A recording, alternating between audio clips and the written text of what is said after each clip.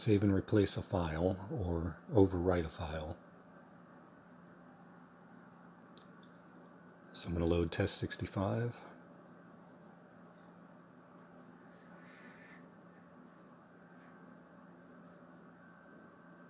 I'm going to add a line to this program.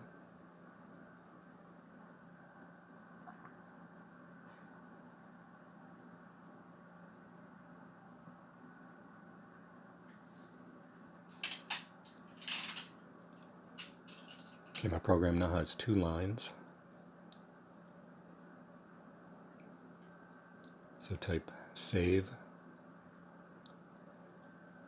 quote, at 0, colon, in the name of the file, test65, quote, comma 8.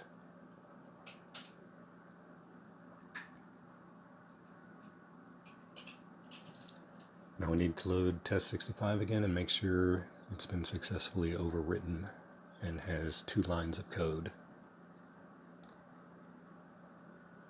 So load test65, comma 8.